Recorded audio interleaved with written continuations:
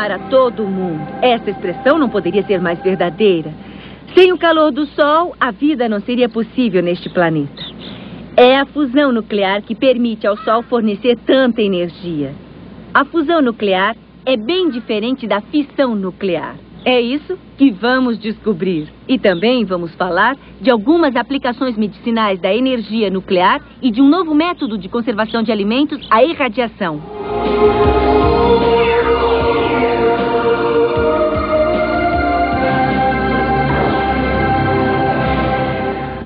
Até o século XIX, a madeira foi a nossa principal fonte de energia.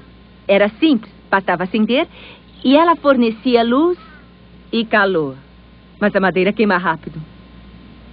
Por volta de 1850, o carvão tomou o lugar da madeira como principal fonte de energia. Por causa dos trens e das usinas, a demanda energética era cada vez maior. Depois, a invenção do automóvel e a descoberta de várias jazidas de petróleo mudaram mais uma vez os hábitos energéticos. O petróleo e outros hidrocarbonetos, como o gás natural, apareceram como riquezas energéticas formidáveis e até mesmo inesgotáveis. O motor à explosão fez muito barulho. A madeira, carvão, petróleo e, é claro, eletricidade. É relativamente fácil encontrar madeira, carvão e mesmo petróleo e gás. A eletricidade, porém, não surge sozinha, a menos que venha de um relâmpago. A eletricidade que consumimos será sempre resultado da transformação de outra fonte de energia.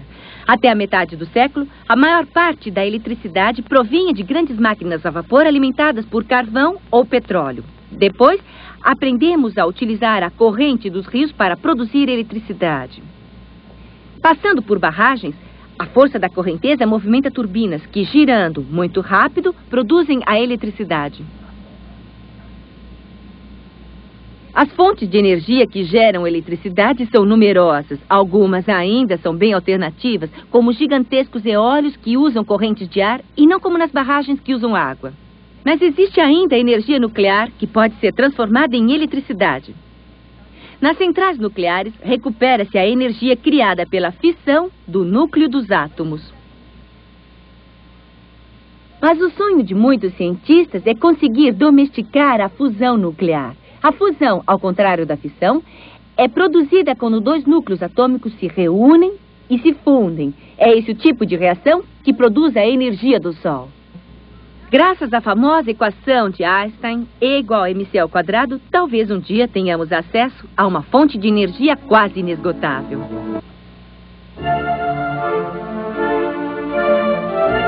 Em 1905, a vida não era nenhum mar de rosas para Albert Einstein. Aos 26 anos, isolado e desconhecido, ele trabalhava como simples empregado no escritório de patentes. Mas, nos meses seguintes, este gênio criaria uma revolução científica. Trabalhando com as diferentes concepções existentes sobre o átomo e sobre a luz, ele escreveu a famosa teoria da relatividade e sua equação fundamental. E igual a mc ao quadrado. O que significa E igual a mc ao quadrado? Bem, se conseguíssemos tirar toda a energia contida numa bolinha de chumbo de 10 gramas, por exemplo, seria possível fazer um automóvel percorrer 250 milhões de quilômetros, ou seja, mais de 6.000 voltas em torno da Terra. Tudo que existe na Terra, as rochas, as plantas, os animais e nós mesmos, tudo é formado de átomos.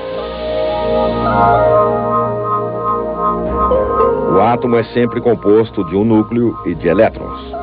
Os elétrons gravitam em torno do núcleo, mais ou menos como os planetas em torno do Sol. O núcleo, que concentra quase toda a massa do átomo, é formado de minúsculas esferas, as partículas nucleares, comprimidas umas contra as outras. Estas partículas são os prótons e os nêutrons, ligadas entre si por uma poderosa força de atração, a força nuclear. O que acontece se dividirmos o núcleo atômico? O número total de partículas nucleares permanece o mesmo, mas haverá a liberação de um excedente de energia, a energia nuclear. A este fenômeno chamamos de fissão nuclear. No reator nuclear é utilizada a energia resultante da fissão de átomos de urânio para produzir eletricidade.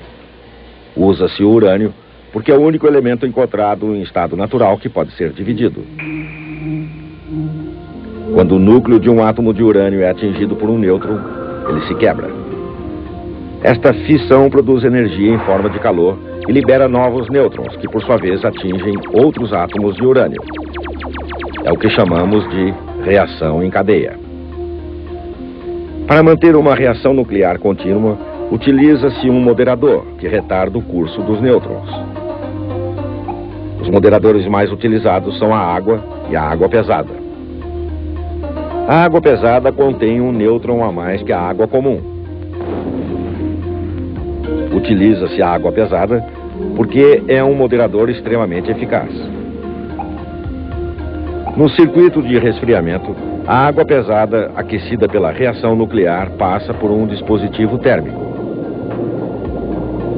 Ali, o calor da água pesada é transferido para a água comum, que começa a ferver.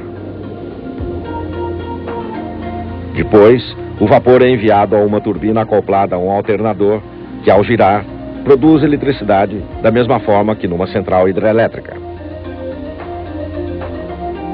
Embora a fissão nuclear seja relativamente bem controlada, os pesquisadores tentam utilizar um outro processo muito mais eficaz na produção de eletricidade: a fusão nuclear. Enquanto a fissão ocorre com a divisão de um núcleo atômico, a fusão nuclear é o resultado da união de dois núcleos. O Sol, por exemplo, ilumina os planetas por causa da fusão nuclear contínua que se produz em seu centro. Apesar de 3 décadas de pesquisas, os cientistas ainda não conseguiram reunir as condições necessárias para a fusão nuclear controlada. A fusão nuclear é obtida através de átomos pesados de hidrogênio, o deutério e o trítio, que possuem respectivamente 1 e 2 nêutrons, partícula inexistente no hidrogênio comum.